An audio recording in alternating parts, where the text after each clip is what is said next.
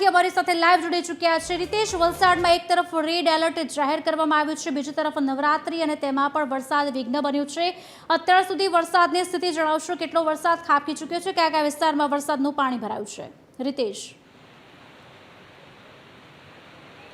જી ખુશાલી, ગઈકાલ રાતથી જ એટલે કે અચાનક જ જિલ્લામાં પલટો આવ્યો હતો અને ત્યારબાદ વલસાડ જિલ્લામાં ધોધમાર વરસાદની શરૂઆત થઈ ચૂકી હતી। આજે પણ વહેલી સવારથી જ જિલ્લામાં વરસાદી માહોલ છવાયો છે। મહત્વનું છે કે ગઈકાલે અચાનક જે વરસાદ શરૂ થયો સાથે જ ઝડપી પવનો પણ ફૂંકાવાની શરૂઆત થઈ ગઈ હતી। તેના જ કારણે જે જિલ્લામાં નવરાત્રિના જે આયોજનના સ્થળો છે ત્યાં નુકસાનીના દ્રશ્યો સામે આવ્યા હતા।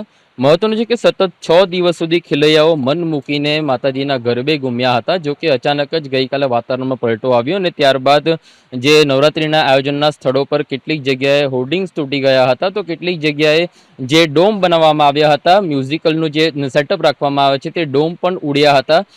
સમગ્ર પરિસ્થિતિને ધ્યાને રાખીને જે નવરાત્રિના આયોજનો છે તે બંધ રાખવાની ફરજ પડી હતી। ખાસ કરીને જે અન્ય નવરાત્રિના સ્થળો હતો ત્યાં કેટલીક જગ્યાએ જે ગ્રાઉન્ડના મેદાન પર પાણી ભરાઈ જવાની પણ પરિસ્થિતિ સર્જાઈ હતી। આજે વહેલી સવારે ક્યાંક ને ક્યાંક તમામ જે આયોજકો છે તેમના દ્વારા જે ગ્રાઉન્ડ મરામતની કામગીરી તો હાથ ધરવામાં આવી હતી અને ફરીથી એકવાર ગરબાનું આયોજન કરી શકાય તે માટે નિર્ણય કરવામાં આવ્યો હતો। અને જો કે ક્યાંક ને ક્યાંક જે આયોજકો છે તેમના દ્વારા તંત્રના આદેશની પણ રાહ જોવાઈ રહી હતી, ત્યારે હવે આખરે વલસાડ જિલ્લા અધિક કલેક્ટર દ્વારા એક આદેશ જાહેર કરવામાં આવ્યો છે અને જે પણ નવરાત્રિના જે આયોજનો થયા છે ત્યાં તાત્કાલિક જે આયોજકો છે તેમના દ્વારા મંડપ અને ડોમના જે સ્ટ્રક્ચરલ સ્ટેબિલિટી છે તેનું જે સર્ટિફિકેટ પુનઃ મેળવવાના આદેશ કરવામાં આવે છે, સાથે જ જે સ્ટેજ અને ડોમ જે પણ ઇન્સ્ટોલેશન કરવામાં આવે છે તેની પણ પુનઃ ચકાસણી કરીને તેનું સર્ટિફિકેટ મેળવવાના આદેશ કરવામાં આવે છે।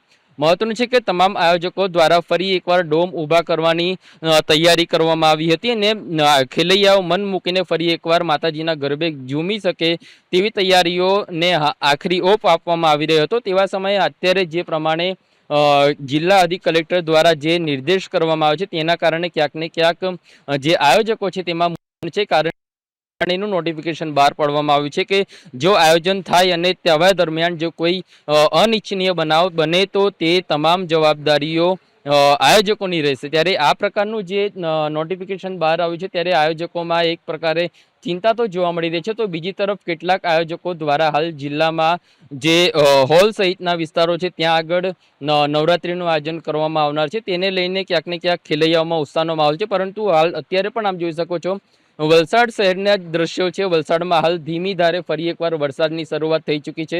આપ જોઈ શકો છો કે ગઈકાલે આજે ગ્રાઉન્ડ હતો ત્યાં ગરબાનું આયોજન થયું હતું, માતાજીની આરતી થઈ રહી હતી, તેવા સમયે જ અચાનક ઝડપી પવનો ફૂંકાયા હતા અને આજે અહીં જે ગ્રાઉન્ડ છે, મેદાન છે, ત્યાં ખુરશીઓ ઉડી હતી, સાથે જે હોર્ડિંગ્સો છે સામે તે હોર્ડિંગ્સ પણ ફાટી ચૂક્યા હતા।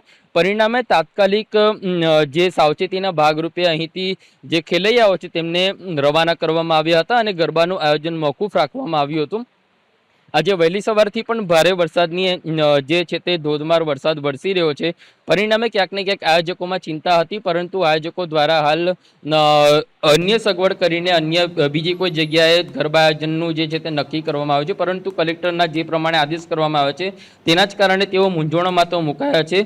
જોકે હવે ફરી એકવાર વરસાદની શરૂઆત થઈ ચૂકી છે ત્યારે આગામી સમયમાં ટૂંક જ સમયમાં ફરી એકવાર ખેલૈયાઓ ગરબે ઘૂમે તેવી શક્યતાઓ પર હાર જોવાઈ રહી છે। પરંતુ વરસાદ જો વધુ વરસે તો જ્યાં ખુલ્લી જગ્યાએ જ્યાં આયોજન થઈ રહ્યા છે ત્યાં શું પરિસ્થિતિ સર્જાય છે તેના પર સૌની નજર છે।